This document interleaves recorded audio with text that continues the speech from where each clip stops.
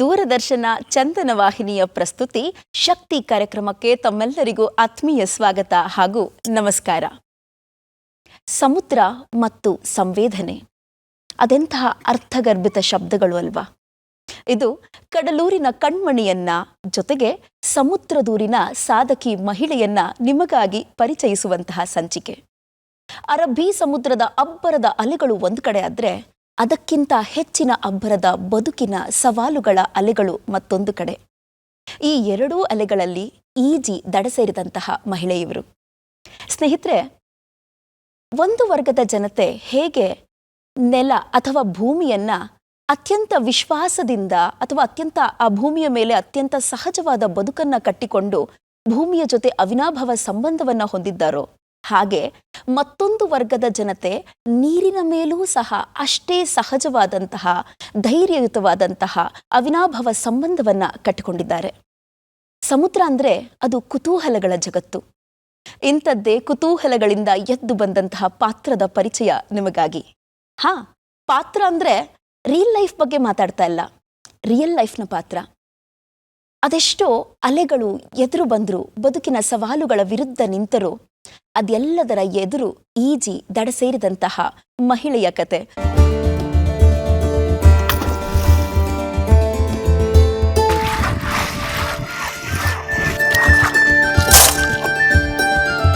ಮಳಿ ಬೇಕಮ್ಮ, ಮಳಿ.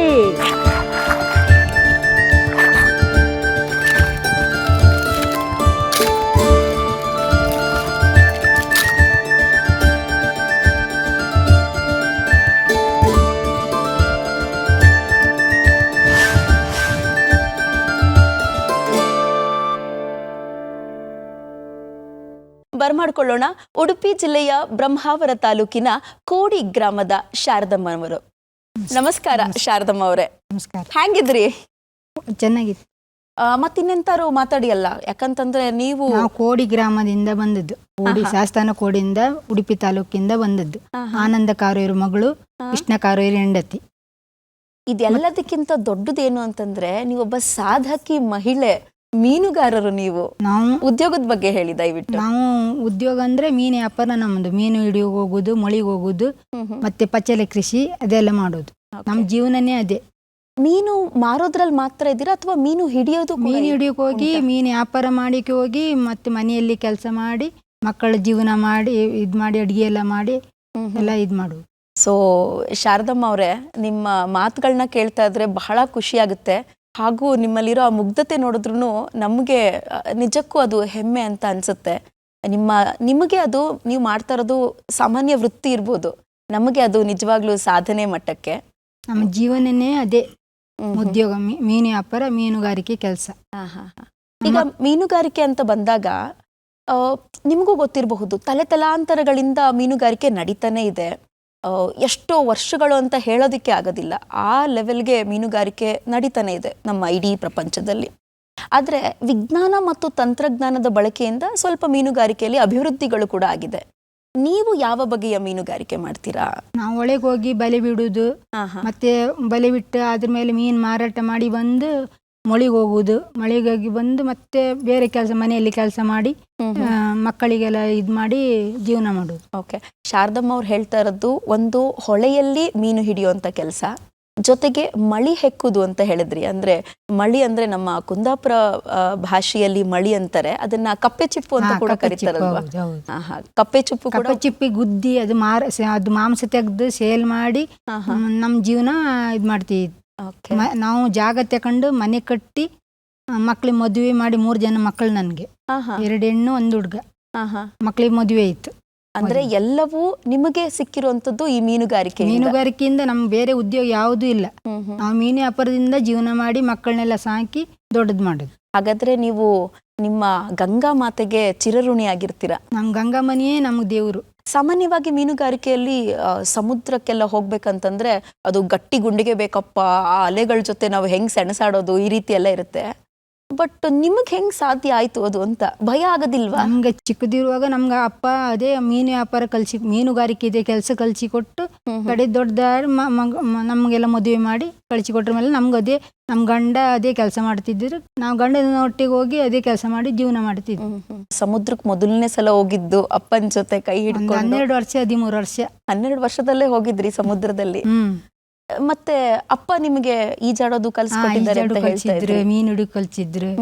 ನಾವು ದೋಣಿ ಮೀನು ತುಂಬಿ ತಕ್ಕ ಬಿಡ್ತೀವಿ ನಮ್ಮ ಅಪ್ಪನೊಟ್ಟಿಗೆ ಹೋಗಿ. ಓಕೆ, ಯಜಮಾನ್ರ ಜೊತೆಗೂ ಹೋಗ್ತಾ ಇದ್ರ? ಯಜಮಾನ್ ಜೊತೆಗೆ ಕಡೆಗೆ ಮದುವೆ ಆದ್ಮೇಲೆ ಯಜಮಾರನ ಒಟ್ಟಿಗೆ ಬಲಿಗೆಲ್ಲ ಹೋಗಿ ಜೀವನ ಮಾಡಿ ಅದೇ ನಮ್ಮ ಜೀವನನೇ ಅದೇ ಆಗೈತಿ. ಓಕೆ, ಸೊ ಮೀನುಗಾರಿಕೆಯ ಬದುಕಲ್ಲಿ ಮಕ್ಕಳನ್ನ ಬೆಳೆಸಿದ್ದೀರಾ, ಓದಿಸಿದ್ದೀರಾ, ಮಕ್ಕಳನ್ನ ಸೆಟಲ್ ಮಾಡಿದ್ದೀರಾ? ಮಕ್ಕಳಿಗೆ ಓದಿಸಿ ದೊಡ್ಡದು ಮಾಡಿ ಅವರಿಗೆ ವಿದ್ಯಾಭ್ಯಾಸ ಕೊಟ್ಟು ಮತ್ತು ನನ್ನ ಗಂಡನ ತಂಗಿ ಇಬ್ರಿಗೂ ನಾನೇ ಇದು ಮಾಡಿ ಮದುವೆ ಎಲ್ಲ ಮಾಡಿ ಅವ್ರಿಗೆ 2 ಬಾಣಸ್ತಾನ ನಾನೇ ಮಾಡಿದ್ದೆ. ಓಕೆ, ಮತ್ತೆ ಇನ್ನೊಂದು ಕೇಳ್ಪಟ್ಟೆ, ಯಜಮಾನ್ರು ತೀರ್ಕೊಂಡಾದ್ಮೇಲೆ ನಿಮ್ಮ ಬದುಕಲ್ಲಿ ತುಂಬಾ ದೊಡ್ಡ ಮಟ್ಟದ ಸವಾಲುಗಳು ತುಂಬಾ ನಂಗೆ ಭಂಗ ಆಯ್ತು. ಶಾರದಮ್ಮ ಅವರೇ, ಸಮಾಧಾನ ಮಾಡ್ಕೊಳ್ಳಿ. ಆದ್ರೆ ನಮಗೆ ನೀವಂತೂ ನಿಜಕ್ಕೂ ಸಾಧನೆ ಮಾಡಿರೋರೆ. ತುಂಬಾ ನಂಗೆ ಇದಾಯ್ತು, ತುಂಬಾ ಭಂಗ ಆಯ್ತು. ಆದ್ರೂ ನಾನು ಒಂದು ಗಂಡಸರ ಥರನೇ ಉದ್ಯೋಗ ಮಾಡಿ ಒಳೆ ಕಸಬು ಎಲ್ಲ ಮಾಡಿ ಮೊಳಿ ಎಲ್ಲ ಮಾರಿ ಜೀವನ ಮಾಡಿ ಅವರಿಗೆ ಒಂದು ದಡ ತೀರಿಸಿದೆ. ಮಗನಿಗೆ ಒಂದು ಬೋಟ್ ತೆಗೆಸಿ ಕೊಟ್ಟೆ. CA ಬ್ಯಾಂಕಿಂದ 10 ಲಕ್ಷ ಸಾಲ ಮಾಡಿ ಕಡೆ ಮಗಳಿಗೆ ಒಂದು ಮದುವೆ ಮಾಡಿ ಪಾರ್ಲರ್ ಹಾಕಿ ಕೊಟ್ಟೆ ಬೆಂಗಳೂರಲ್ಲಿ. ಶಾರದಮ್ಮ ಅವರೇ, ಈಗ ನೀವು ಅಳೋ ಮೂಡಲಿದ್ದೀರಪ್ಪ. ನಮಗೊಂದು ಸ್ವಲ್ಪ ಶಾರದಮ್ಮ ಅವರು ಹೆಂಗೆ ನಿಮ್ಮ ಮನೆ ಹತ್ರ ಬಂದಾಗ ನಮ್ಮ ಹತ್ರ ಎಲ್ಲ ಎಷ್ಟು ಖುಷಿಯಾಗಿ ಮಾತಾಡ್ತಿದ್ರಲ್ಲ, ಆ ಥರ ಶಾರದಮ್ಮ ಅವ್ರು ಬೇಕು. ಆ ದೋಣಿನಲ್ಲಿ ಹೋಗ್ಬೇಕಾದ್ರೆ ನೀವೇ ದೋಣಿ ಓಡಿಸ್ಕೊಂಡು ಹೋಗ್ತಿರಲ್ಲ? ನಾವೇ ದೋಣಿ ಓಡಿಸ್ಕೊಂಡು ಹೋಗೋದು. ಅದು ನಿಮಗೆ ಭಯ ಆಗೋದಿಲ್ವ ಮಾರ್ರೆ? ಭಯ ಆಗೋದಿಲ್ಲ. ಅದು ಎಂತಾರು ಅಪಘಾತ ಆಗಿದ್ದು ಉಂಟಾ? ಅಪಘಾತ ಆಯ್ತು, 2-3 ಸಲ ಆಯ್ತು. ಅವಾಗ ಹೇಗ್ ತಪ್ಪಿಸ್ಕೊಂಡ್ರಿ? ಅಪಘಾತ ಆಯ್ತು, 2-3 ಸಲ ಆಯ್ತು. ನೀರಲ್ಲಿ ಬಿದ್ದು ಈಜುಕೊಂಡು ಕರೆ ಬರುವಾಗ ದೋಣಿ ಸಿಗ್ಲಿಲ್ಲ ಕೈಯಲ್ಲಿ. ಕಡೆ ದೇವ್ರಿದ್ದು ಇದು ಮಾಡಿದೆ, ದೇವ್ರ ಹೆಸರು ಹೇಳಿದೆ, ಆಯ್ಗುಳಿ ಕೊಡೆರಾಯ ನಂಗೆ ಸ್ವಲ್ಪ ನನ್ನ ಜೀವನಕ್ಕೆ ರಕ್ಷಣೆ ಮಾಡು ಅಂತ ಇದು ಮಾಡಿದೆ. ಕಡೆಗೆ ದಡ ಸೇರ್ಸಿದ್ ನಂಗೆ ದೇವ್ರೇ ನಂಗೆ ದಡ ಸೇರ್ಸಿದ್ದು. ಅವಾಗ ನೀವು ಒಬ್ಬರೇ ಇದ್ರ? ನಿಮ್ಮ ಜೊತೆ ಬೇರೆ ಯಾರು ಬಂದಿರಲಿಲ್ಲ? ಬೇರೆ ಇರ್ಲಿಲ್ಲ. ಹೊಳೆನಲ್ಲ ಅಥವಾ ಹೊಳೆನಲ್ಲಿ. ಇದು ಒಂದೇ ಸಲನ ಅಥವಾ ಸುಮಾರು ಸಲ ಆಗಿದ್ಯಾ? ತುಂಬಾ ಸಲ ಆಯ್ತು. ಆದಾಗೆಲ್ಲ ನೀವೇ ಈಜ್ಕೊಂಡ್ ಬರ್ತೀರಾ? ಈಜ್ಕೊಂಡ್ ಬರ್ತೆ. ಓಕೆ, ಹಾಗಾದ್ರೆ ಈಜೋದು ಅಂದ್ರೆ ಎಷ್ಟಿಷ್ಟ ಶಾರದಮ್ಮ ಅವ್ರಿಗೆ? ತುಂಬಾ ಇಷ್ಟ. ಓಕೆ, ಮೀನುಗಾರಿಕೆಯಲ್ಲಿ ಹಲವಾರು ವಿಧಾನಗಳಿದೆ. ನೀವೇ ಹೇಳಿದ್ರಿ, ಮೀನುಗಳ ಹೆಸರು ಹೇಳ್ತಾ ಹೋದ್ರೆ ಲಿಸ್ಟ್ ಅಂತೂ ಹೋಗುತ್ತೆ. ಬಂಗಡೆ, ಬೈಗಿ, ಕಾಣೆ ಇನ್ನಿತರ ಮೀನುಗಳು ಆಗಬಹುದು, ಅಥವಾ ನೀವೇ ಹೇಳ್ದಂಗೆ ಕಪ್ಪೆ ಚಿಪ್ಪುಗಳಾಗಬಹುದು. ಜೊತೆಗೆ ಇತ್ತೀಚೆಗೆ ಬಂದಿರುವಂತಹ ಪಚ್ಚಿಲೆ ಕೃಷಿ, ಹಲವಾರು ವಿಧಾನಗಳಿದೆ. ಶಾರದಮ್ಮ ಅವರು ಯಾವ್ದಕ್ ಫೇಮಸ್? ಈಗ ಪಚ್ಚಲೆ ಕೃಷಿ. ಹೌದಾ? ಪಚ್ಚಲೆ ಕೃಷಿ ನಾವು ಮಾಡುದು ಅಂದ್ರೆ ಒಂದು 10-15 ಜನ 20 ಜನ ಹೆಂಗಸ್ರಿಗೆ ಕೆಲಸ ಕೊಡ್ತಿದ್ದೆ ನಾನು. ನೀವೇ ಕೆಲಸ ಕೊಟ್ಟಿರೋಂಥದ್ದು? ಓಕೆ. ಮತ್ತು ಗಂಡಸರು ಒಂದು 2-3 ಜನ ಗಂಡಸರು, ಒಂದು 10-15 ಜನ 20 ಜನ ಹೆಂಗಸರು ಕೆಲಸಕ್ಕೆ.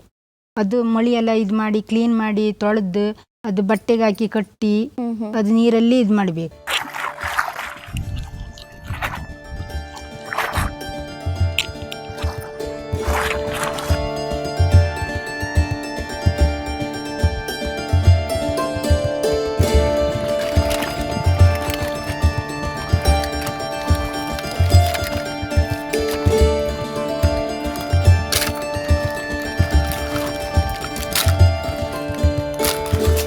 ಪಚ್ಚಿಲೆ ಕೃಷಿ ಬಗ್ಗೆ ಹೇಳಿ, ಯಾರು ಪ್ರಾರಂಭ ಮಾಡಿದ್ದು? ಪಚ್ಚಲೆ ಕೃಷಿ ಅಂದ್ರೆ ಶಂಕರ ಅಣ್ಣ ಅಂಬರಿದ್ರು ಅವ್ರು ಫಸ್ಟಿಗೆ ಶುರು ಮಾಡಿದ್ದು ನಮ್ಮೂರಲ್ಲಿ. ಕಡಿಕೆ 2ನೇ ನಾನು. ಅಂದ್ರೆ ಮಹಿಳೆಯರಲ್ಲಿ ನೀವೇ ಮೊದಲು? ನಾವೊಬ್ರೆ. ಹೌದು, ನಾವು ಮೊದ್ಲು. ಓಕೆ, ಅದ್ ಹೆಂಗ್ ಇನ್ಸ್ಪೈರ್ ಆಯ್ತು? ಇನ್ಸ್ಪೈರ್ ಅಂದ್ರೆ ನಮ್ಮ ಯಜಮಾರ್ ಕೇರಳಕ್ಕೆ ಬೋಟಿ ಹೋಗ್ತಿದ್ರು. ಅದು ಯಜಮಾರಲ್ಲೆಲ್ಲ ಅವರಿಗೆಲ್ಲ ಇದು ಮಾಡಿ ಕಲಿಸಿ ಕೊಟ್ಟು ಇಲ್ಲ ಕರ್ಕೊಬಂದು ಅವ್ರು ನಮ್ಗೆ ಮಾಡಿಸಿ ಕೊಟ್ರು. ಪಚ್ಚಲೆ ಕೃಷಿ ಅಂದ್ರೆ ಅದು ಬಳ್ಳಿ ಹಾಕಿ ನಾವು ಚಪ್ರ ಮಾಡಿ ಹೊಳೆಯಲ್ಲಿ ಸಾಕುದದು. ಅಂದ್ರೆ ಇದು ಸಮುದ್ರದ ಹಿನ್ನೀರು ಬ್ಯಾಕ್ ವಾಟರ್ ನಲ್ಲಿ ನಡೆಸುವಂತಹ ಕೃಷಿ ಪಚ್ಚಿಲೆ ಕೃಷಿ ಅಲ್ವಾ? ನಿಮ್ಮ ಮನೆ ಎದುರಿಗೆನೆ ಬ್ಯಾಕ್ ವಾಟರ್ಸ್ ಇದೆ, ಅಲ್ಲೇ ನೀವು ಪಚ್ಚಿಲೆ ಕೃಷಿಯನ್ನ ಮಾಡುವಂಥದ್ದು. ಅದು ನಿಮಗೆ ಎಷ್ಟು ಅನುಕೂಲ ಮತ್ತು ಅನಾನುಕೂಲ? ಅಡ್ಡಿಲ್ಲ, ನಮ್ಮ ಜೀವನಕ್ಕೆ ಸಾಕು. ಓಕೆ, ಅನುಕೂಲ ಇದೆ ಅದ್ರಿಂದ? ಇದೆ. ಅಂದ್ರೆ ಈ ಸಲ ಅಂದ್ರೆ ಸ್ವಲ್ಪ ಬಿಸಿ ನೀರು ಬಂದು ಸ್ವಲ್ಪ ಹಾಳಾಗಿದೆ. ಏನೇನ್ ಕೆಲಸ ಮಾಡ್ತಾರೆ ಅಲ್ಲಿ? ಅದೇ ಪಚ್ಚಲೆ ಕೃಷಿದದ್ದು ತೊಳೆಯೋದು, ಕಟ್ಟುದು, ಬಳ್ಳಿ ಹಾಕಿ ಅದು ಕಟ್ಲಿಕ್ಕೆ ಗಂಡಸರೇ ಹೋಗ್ಬೇಕು, ಹೆಂಗಸರು ಆಗುದಿಲ್ಲ. ನಾನು ಹೋಗ್ತೆ, ಬೇರೆ ಹೆಂಗಸರು ಹೋಗುದಿಲ್ಲ.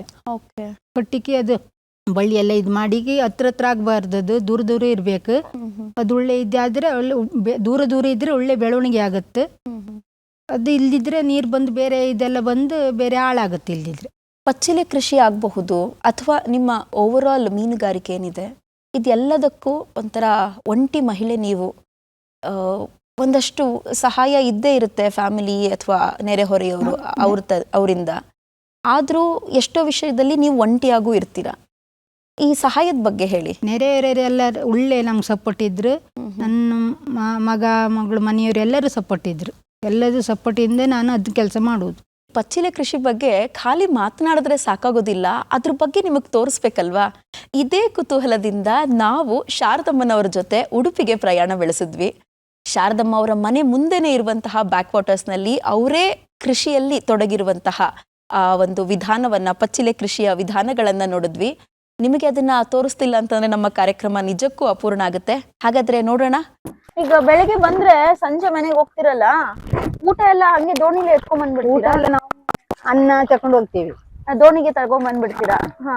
ಬುತ್ತಿ ಕಟ್ಕೊಂಡು ಅನ್ನ ತಕೊಂಡು. ಓಕೆ.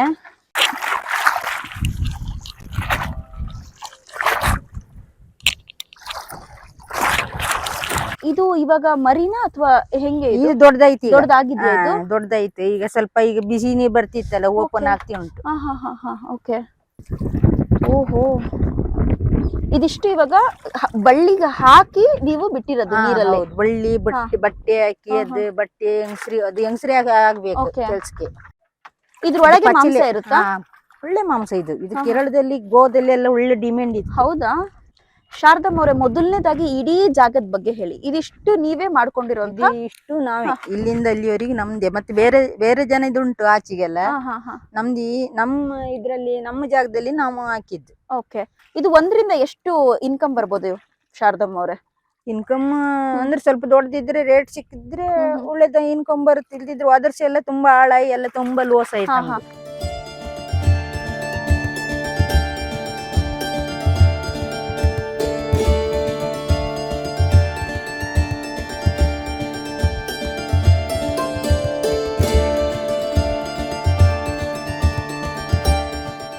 ಶಾರದಮ್ಮ ಅವರೇ, ಪಚ್ಚಿಲೆ ಕೃಷಿ ಒಂದ್ ಕಡೆ ಆಯ್ತು, ಮತ್ತೆ ನಿಮ್ಮ ಮುಖ್ಯ ಕಸುಬು ಮಳಿ ಹೆಕ್ಕುದು ಅಂತ ಹೇಳಿ ಅಥವಾ ಕಪ್ಪೆ ಚಿಪ್ಪಿನ ಬಗ್ಗೆ ಮಾತನಾಡ್ತಾ ಇದ್ರಿ. ಈ ವಿಷಯದಲ್ಲೂ ಸ್ವಲ್ಪ ನಾನು ತಿಳ್ಕೊಳ್ಳೋಕೆ ಪ್ರಯತ್ನ ಪಟ್ಟಾಗ ನನ್ನ ಕಣ್ಣಿಗೆ ಬಿದ್ದಂತಹ ದೃಶ್ಯಗಳು, ಸುಡು ಸೂರ್ಯನಿಂದ ಇಳಿ ಸಂಜೆವರೆಗೆ, ಬೆಳಗ್ಗೆಯಿಂದ ಸಂಜೆವರೆಗೆ ಲಿಟ್ರಲಿ ನೀರಲ್ಲಿ ನಿಂತಿರ್ತೀರ, ಕುತ್ತಿಗೆ ತನಕನೂ ನೀರಲ್ಲಿ ಇರ್ತೀರ. ಅದು ಹೇಗ್ ಸಾಧ್ಯ? ನೀರು ಇಳುವಾಗ ಹೋಗುದು, ತುಂಬಾ ನೀರು ಬಂದ್ರಕತಿ ಬರುವುದು, ಅದು ಮಳಿ ತೆಗೆದು ಒಳೆ ತಂದು ಹಾಕುದು, ನಾವು ಒಳಗೆ ತಂದು ಹಾಕುದು. ಅದು ನೀರ್ ಜಾಗ ಇಲ್ದಿದ್ದು ಹೊತ್ತಿ ನಾವು ತಗೊಂಡು ಹೋಗಿ ಸೇಲ್ ಮಾಡೋದು, ಮನೆ ತಗೊಂಡು ಹೋಗಿ ವ್ಯಾಪಾರ ಮಾಡೋದು. ಅಲ್ಲ, ಇಡೀ ದಿನ ನೀರಲ್ಲೇ ಇರ್ತಿರಲ್ಲ, ನಿಮಗೆ ಒಂಥರ ಕಾಲ್ ಹಿಡಿಯೋದು, ಆರೋಗ್ಯದ ಸಮಸ್ಯೆ ಈ ತರ ಏನು ಆಗುದಿಲ್ವಾ? ಏನು ಆಗುದಿಲ್ಲ. ನಮ್ಗದೇ ಜೀವನ, ಅದೇ ಅದ್ರಲ್ಲಿ ಆರೋಗ್ಯ ದೇವ್ರ ಲೆಕ್ಕದ ಒಳ್ಳೇದಿತ್ತು. ನಿಮ್ಮ ಈ ಕೃಷಿಗೆ ಹಣವಂತೂ ಬೇಕೇ ಬೇಕು, ಯಾಕಂತಂದ್ರೆ ಅದರಲ್ಲಿ ತುಂಬಾ ಇನ್ವೆಸ್ಟ್ಮೆಂಟ್ ಇದೆ. ಹೇಗ್ ಶುರು ಮಾಡಿದ್ರಿ? ಅಥವಾ ಹಣದ ಸಹಾಯ ಎಲ್ಲಿಂದಾದ್ರೂ ಸಿಕ್ತಾ? ಹಣ ಸಹಾಯ ಅಂದ್ರೆ ನಮ್ಗೆ ಇದು ಸಂಘದಿಂದ ನಾವು ಒಂದ್ 2 ಲಕ್ಷ 3 ಲಕ್ಷ ತಗೊಂಡು ಸಾಲ ತೆಗ್ದು ಅದು ಇದು ಮಾಡುದು, ಅದು ಅದಕ್ಕೋಸ್ಕರನೇ ಕೊಡೋದುಂಟಾ? ಉಂಟು.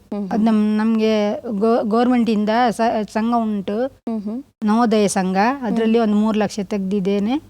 ಅದು ನಮ್ಗೆ ಅದೇ ಉದ್ಯೋಗ ಇದಾಯ್ತು. ಉದ್ಯೋಗ ಮಾಡಿ ಅದೇ ಸಾಲ ಕಟ್ಟುದು, ಅದರಿಂದ ಲಾಭ ಬಂದದ್ ನಾವು ಅದು ಹಣ ಕಟ್ಟುದು. ಓಕೆ. ಇನ್ ಕೇಸ್ ಏನಾದ್ರೂ ಅಪಾಯಗಳಾದಲ್ಲಿ, ಅಥವಾ ನೀವೇ ಹೇಳ್ತಿದ್ರಿ ಕೆಲವೊಂದ್ಸಲ ಕಳ್ತನ ಆಗೋದು ಉಂಟು, ಅಥವಾ ಕೆಲವೊಂದ್ಸಲ ಕೆಡೋದು ಉಂಟು, ಆ ಥರ ಎಲ್ಲ ಆದಾಗ ನಿಮ್ಗೆ ಪರಿಹಾರ ಆ ಥರದ್ದು ಏನಾದ್ರೂ ಉಂಟಾ?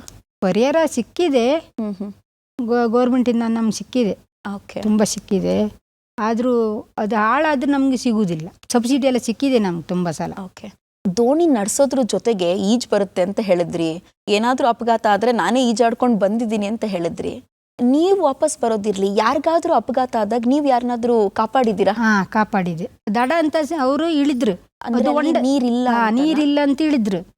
ಅದು ಅವರು ಹೊಂಡದಲ್ಲಿ ಬಿದ್ದದ್ದು ಮ್ಯಾಲ್ ಬರ್ಲೇ ಇಲ್ಲ. ಓಕೆ. ಕಡೆ ನಾನೇ ಹಿಡ್ದು ಅವರಿಗೆ ಎಲ್ಲ ಏನಾದ್ರು ಮಾಡ್ತಾ ಇದ್ರ? ಯಾವ್ದು? ಅವರು ಕೂಗಾಡ್ತಾ ಇದ್ರ? ಕೂಗಾಡ್ತಿದ್ರು. ನಾನು ಅವರಿಗೆ ರಕ್ಷಣೆ ಮಾಡಿದೆ. ಅವಳು ನನ್ನ ಮಕ್ಕಳಿಗೆ 2 ಮಕ್ಕಳಿಗೆ ನಾನು ದಾರಿ ಮೇಲೆ ಹಾಕಿ ಓದ್ತಿದ್ದೆ.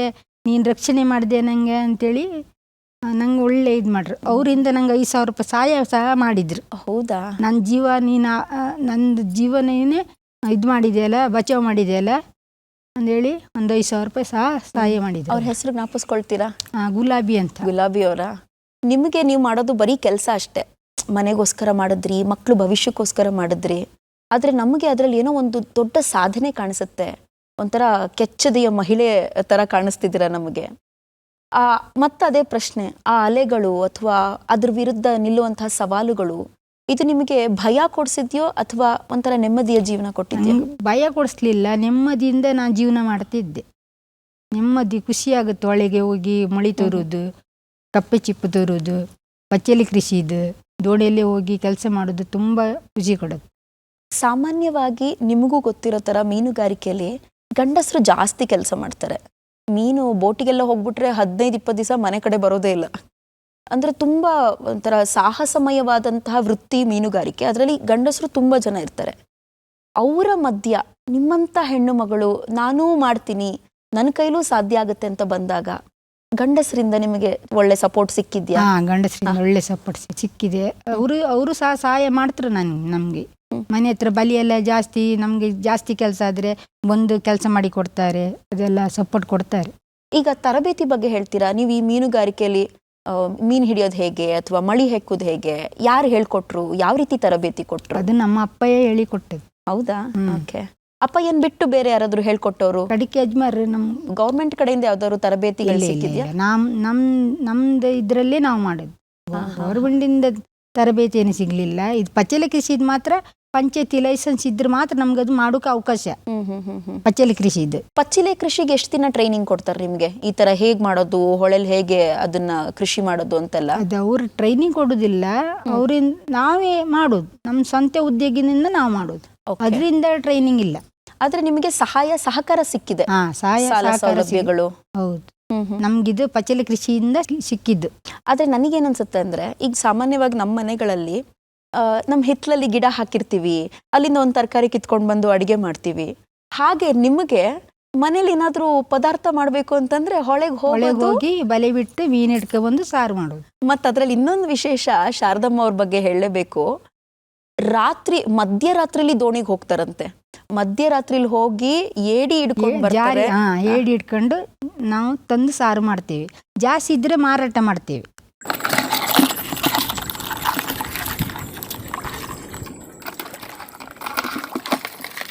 ಶಾರದಮ್ಮ ಅವರ ಧೈರ್ಯ ನೋಡ್ಬೇಕು. ಆ ದೋಣಿ ಓಡಿಸ್ಬೇಕಾದ್ರೆ ನನಗ್ ಭಯ ಆಗ್ತಿದೆ, ಎಂತ ಆಗೋದಿಲ್ಲ ಇರಿ ಮಾರ್ರೆ ಅಂತ ಅನ್ಬಿಟ್ಟು ನನಗ್ ಲಿಟ್ರಲಿ ದೋಣಿ ವಿಹಾರಕ್ಕೆ ಕರ್ಕೊಂಡು ಹೋಗಿದ್ರು.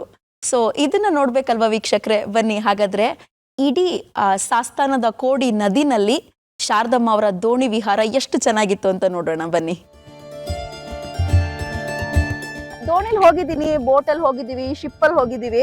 ಆದ್ರೆ ಒಬ್ಬ ಮಹಿಳೆ ದೋಣಿ ಓಡಿಸ್ತಿದ್ದಾಳೆ, ಆಕೆಯ ಸಾರಥ್ಯದಲ್ಲಿ ನಾನು ಹೋಗ್ತಿದ್ದೀನಿ ಅನ್ನೋದು ನಿಜಕ್ಕೂ ಒಂಥರ ಹೆಮ್ಮೆ ಅನಿಸ್ತಿದೆ.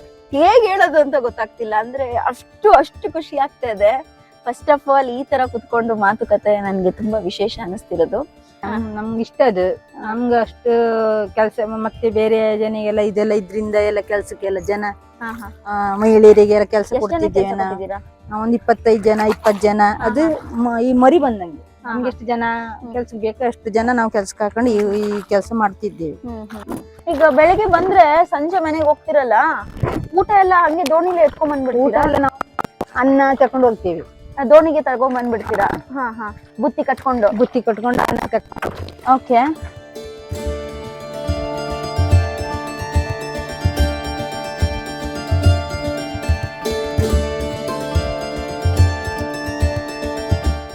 ಶಾರದಮ್ಮ ಅವರೇ, ಊರಿಗೆಲ್ಲ ನೀವು ಶಾರದಕ್ಕ ಅಲ್ವಾ? ಶಾರದಕ್ಕ ಅವ್ರನ್ನ ಇವಾಗ ಅಷ್ಟೇ ಆತ್ಮೀಯವಾಗಿ ಕೇಳ್ತಾ ಇದ್ದೀನಿ. ಬಲೆ ಹಾಕ್ಬೇಕಾದ್ರೆ, ದೋಣಿ ಓಡಿಸ್ಬೇಕಾದ್ರೆ ಅಥವಾ ಮೀನ್ ಹಿಡಿಬೇಕಾದ್ರೆ ಸುಮ್ಮನೆ ಅಂತೂ ಮಾಡೋದಿಲ್ಲ ಕೆಲಸ. ಏನಾದ್ರೂ ಗುನುಕ್ತಾನೆ ಇರ್ತೀರಾ, ಒಳ್ಳೆ ಒಳ್ಳೆ ಹಾಡುಗಳು ಹಾಡ್ತಾ ಇದ್ದೀರಾ. ಸೊ ಈಗ ನಮಗೋಸ್ಕರ ಒಂದು ಹಾಡ್ಲೇಬೇಕು ನೀವು, ದಯವಿಟ್ಟು. ಓಬೇಲೆ ಸ ಐಸ ಡೈಲೆ ಸ ಐಸ ಬಲೆ ಎಳ್ಕಣಿ ಐಸ. ಶಾರದಕ್ಕ ಅವರೇ, ಈ ಮೀನುಗಾರಿಕೆಯಲ್ಲಿ ಹಾಡೋ ಹಾಡು ಹಾಡಿದ್ರಿ, ತುಂಬಾ ಖುಷಿ ಆಯ್ತು, ಚೆನ್ನಾಗಿತ್ತು. ಆದ್ರೆ ಅದ್ರ ಜೊತೆಗೆ ನಿಮ್ಮದೇ ಆದಂತಹ ಕೆಲವೊಂದು ಕಾರ್ಯಕ್ರಮಗಳಿರುತ್ತೆ. ನನಗಂತೂ ಹೋಳಿ ಕಣ್ತುಂಬಿಸ್ಕೊಂಡಿದ್ದೀನಿ ನಿಮ್ಮ ಊರಿಗೆ ಬಂದಾಗ. ಹೋಳಿ ಆಗಿರಬಹುದು ಅಥವಾ ಜನ್ಮದಿನಗಳಾಗಿರಬಹುದು, ಮದುವೆ ಆಗಿರಬಹುದು, ಇಲ್ಲಿ ಹಾಡುಗಳು ಹಾಡ್ತೀರಾ ತುಂಬಾ. ನಮಗೋಸ್ಕರ 2 ಸಾಲು ಹಾಡಬೇಕು. ಅಂಬಾ ಪಳಾರೋ ಕಾಯ್ಕೋರು ಪೈಲೆ ಸಂಬರ ಬಯೇದಲೋರಿ ಸಿರಿದಲೋರ್ಯೋ ಅಂಬೆ ಪಡನ್ ದಾವ್ರೆದಲೋರ್ ಅಂಬೆ ಪಡನ್. ನಿಮ್ಮ ಊರಿನ ವಾತಾವರಣ ಹೆಂಗೆ ಅಂದ್ರೆ, ಒಂದ್ ಕಡೆ ಸಮುದ್ರ, ಇನ್ನೊಂದ್ ಕಡೆ ನದಿ, ಅದ್ರ ಮಧ್ಯದಲ್ಲಿ ಮನೆಗಳು, ದೇವಸ್ಥಾನಗಳು, ಮತ್ತೆ ಅಲ್ಲಿ ನಡೆಯೋ ಭಜನೆ ಕಾರ್ಯಕ್ರಮಗಳು, ಒಂಥರ ಪರಿಸರವಂತೂ ಅದ್ಭುತ. ಏನನ್ಸುತ್ತೆ ಊರ್ ಬಗ್ಗೆ ಮತ್ತೆ ಅಲ್ಲಿನ ವಾತಾವರಣದ ಬಗ್ಗೆ? ತುಂಬ ಚೆನ್ನಾಗಿತ್ತು. ತುಂಬ ನಮ್ಗೆ ವಾತಾವರಣ ತುಂಬ ಚೆನ್ನಾಗಿತ್ತು. ತುಂಬ ನಮ್ಗೆ ದೇವ್ರ ಸಹಾಯ ತುಂಬ ಇದೆ. ದೋಣಿ ನಿಮ್ದೇನಾ? ಸ್ವಂತ ದೋಣಿ ನಮ್ದೆ. ದೋಣಿ ಸ್ವಂತ 2 ದೋಣಿ ಇದೆ. ಒಂದು ದೊಡ್ಡ ದೋಣಿ ಇದೆ. ಮಗನಿಗೆ ಬೋಟ್ ತೆಗ್ಸಿ ಕೊಟ್ಟಿದೆ ಸಾಲ ಮಾಡಿ. ಮಗಳಿಗೆ 10 ಲಕ್ಷ ಸಾಲ ಮಾಡಿ ಬೆಂಗಳೂರಲ್ಲಿ ಪಾರ್ಲರ್ ಹಾಕಿ ಕೊಟ್ಟಿದೆ.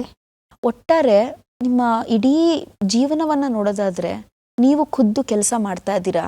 ನೀವೇ ಹೇಳ್ತಿದ್ರಿ ಮಕ್ಕಳೆಲ್ಲ ಸೆಟ್ಲ್ ಆಗಿದ್ದಾರೆ, ಆದ್ರೂ ನೀವಿನ್ನ ಕೆಲಸ ಮಾಡ್ತಿದ್ದೀರಾ. ಅದು ನಿಮ್ಮ ಶಕ್ತಿಗೆ ನಾವು ಒಂದು ತಲೆ ಬಾಗ್ಲೇಬೇಕು. ಜೊತೆಗೆ ಎಷ್ಟೊಂದು ಜನ ಕೆಲಸ ಕೊಟ್ಟಿದ್ದೀರಾ. ಇದೆಲ್ಲವನ್ನ ಹೊರತುಪಡಿಸಿ ಇನ್ನೇನಾದ್ರೂ ಕನಸಿದ್ಯಾ? ಇನ್ನ ಏನಾದ್ರೂ ಮಾಡಬೇಕು, ಸಾಧಿಸ್ಬೇಕು ಅಂತ ಏನಾದ್ರು ಇದೆಯಾ? ನಾನು ನನ್ನ ಕೈ ಕಾಲು ಗಟ್ಟಿ ಪಲರ್ ನಾ ಕೆಲಸ ಮಾಡ್ತೇನೆ ಇರ್ತೇನೆ, ದುಡಿತೇ ಇರ್ತೇನೆ. ಓಕೆ, ನಂಗೇನು ಬೇಜಾರಿಲ್ಲ, ಕೆಲಸ ಮಾಡ್ಲಿಕ್ಕೆ ಏನು ಬೇಜಾರಿಲ್ಲ. ಒಂದಷ್ಟು ಜನ ಕೆಲಸ ಕೊಟ್ಟಿದ್ರಲ್ಲ, ಅದೆಷ್ಟು ಖುಷಿ ಇದೆ ನಿಮಗೆ? ಖುಷಿ ಇದೆ, ತುಂಬ ಖುಷಿ ಇದೆ. ನನ್ನಿಂದ ಅವ್ರಿಗೆ ಒಂದು ಊಟಕ್ಕೆ ಒಂದು ವ್ಯವಸ್ಥೆ ಆಯಿತಲ್ಲ ಅಂತ ಒಂದು ಖುಷಿಯಾಗಿದೆ. ಹಾಗಾದ್ರೆ ಶಾರದಮ್ಮ ಅವರ ಇಡೀ ಜೀವನವನ್ನ ಒಂದು ರೀತಿ ಸುತ್ತಾಕೊಂಡು ಬಂದ್ವಿ. ಅವರ ಬಾಲ್ಯದ ಈಜಾಟದ ದಿನಗಳಿಂದ ಹಿಡಿದು, ತಂದೆಯಿಂದ ಕಲಿತಂತಹ ಆ ಮೀನುಗಾರಿಕೆ ವಿದ್ಯೆಯಿಂದ ಹಿಡಿದು, ಗಂಡನ ಸಹಾಯ ಆಗಿರಬಹುದು ಅಥವಾ ಗಂಡ ತೀರ್ಕೊಂಡ ನಂತರ ಭವಿಷ್ಯದಲ್ಲಿ ಏನೇನ್ ಸವಾಲುಗಳು ಬಂತು, ಮಕ್ಕಳುಗಳಿಗೋಸ್ಕರ ತಾನು ಎಷ್ಟು ತನ್ನ ಇಡೀ ಜೀವನವನ್ನೇ ಮುಡುಪಾಗಿಟ್ಟಿದ್ದು, ಈ ರೀತಿ ಹಲವಾರು ವಿಚಾರಗಳನ್ನ ತಿಳ್ಕೊಂಡ್ರಿ. ಶಾರದಮ್ಮ ಅವರೇ, ಒಟ್ಟಾರೆ ನೋಡೋದಾದ್ರೆ ಹೇಗಿದೆ ಜೀವನ? ಜೀವನ ತುಂಬಾ ಖುಷಿಯಾಗುತ್ತೆ, ತುಂಬಾ ಖುಷಿ ಕೊಡೋದು ಜೀವನ. ನಿಮ್ಮ ಬದುಕನ್ನ ನೀವು ಮೀನುಗಾರಿಕೆಯಲ್ಲಿ ಕಂಡುಕೊಂಡ ಹಾಗೆ, ಮತ್ತು ನಿಮ್ಮ ಊರಿನ ಮಹಿಳೆಯರಿಗೆ ನೀವು ಮೀನುಗಾರಿಕೆ ಒಳ್ಳೇದು ಅಂತ ಹೇಳ್ತಾ ಇದ್ದೀರಾ. ಹಾಗಾದ್ರೆ ನಾವು ಎಷ್ಟು ಕೆಲಸ ಮಾಡ್ತೀವಿ ಅವರು ಸಹ ಅದೇ ತರ ಕೆಲಸ ಮಾಡಿ ಜೀವನ ಮಾಡಿ ಇರ್ಬೇಕಂತ ಖುಷಿ ಅಷ್ಟೇ. ನಿಮ್ ಕಡೆಯಿಂದ ಸಹಾಯ ಸಿಗುತ್ತಾ ಆತರ ಯಾರಾದ್ರೂ ಕನಸು ಕಟ್ಕೊಂಡು ಬರೋ ಮಹಿಳೆಯರಿಗೆ? ನಾನು ಕರ್ಕೊಂಡು ಹೋಗ್ತೆ, ಒಳ್ಳೆ ನಮ್ಮ ಒಟ್ಟಿ ಬಂದು ನಾನು ಕರ್ಕೊಂಡು ಹೋಗ್ತೆ. ಒಳ್ಳೆ ಯಾವ ಅಲೆಗಳಿಗೂ ಜಗ್ಗದೆ ಕುಗ್ಗದೆ ಬಗ್ಗದೆ ತನ್ನ ಬದುಕನ್ನ ತಾನೇ ಕಟ್ಟಿಕೊಂಡಂತಹ ಸ್ವಾವಲಂಬಿ ಶಾರದಮ್ಮನವರ ಕಥೆ. ಸಂಚಿಕೆ ನಿಮಗೆಲ್ಲರಿಗೂ ಇಷ್ಟ ಆಗಿದೆ ಅಂತ ಭಾವಿಸ್ತೀನಿ. ಆದ್ರೆ ಅದಕ್ಕೂ ಮೊದಲು ಶಾರದಮ್ಮನವರಿಗೆ ಧನ್ಯವಾದಗಳನ್ನ ಅರ್ಪಿಸ್ತಾ ಇದ್ದೀನಿ. ಶಾರದಮ್ಮ ಅವರೇ, ನಮ್ಮ ಕಾರ್ಯಕ್ರಮಕ್ಕೆ ಬಂದು ನಮ್ಮ ಜೊತೆ ತುಂಬಾ ಚೆನ್ನಾಗಿ ಮಾತನಾಡಿದ್ರಿ. ಲಿಟ್ರಲಿ ನಿಮ್ಮ ಮನೆ ಜಗಲಿ ಮೇಲೆ ಕೂತು ಮಾತಾಡ್ದಂಗೆ ಅನಿಸ್ತು ನನಗೆ. ನಿಮ್ಗೆ ಇನ್ನಷ್ಟು ಒಳ್ಳೇದಾಗ್ಲಿ, ನಿಮ್ಮ ಭವಿಷ್ಯ ಇನ್ನಷ್ಟು ಸುಖಮಯವಾಗಿ ಆರೋಗ್ಯಕರವಾಗಿರ್ಲಿ ಅಂತ ಕೇಳ್ಕೊಳ್ತಾ ಈ ಕಾರ್ಯಕ್ರಮವನ್ನ ಇಲ್ಲಿಗೆ ಸಮಾಪ್ತಿಗೊಳಿಸ್ತಾ ಇದ್ದೇವೆ. ಧನ್ಯವಾದಗಳೊಂದಿಗೆ ನಮಸ್ಕಾರ. ನಮಸ್ಕಾರ.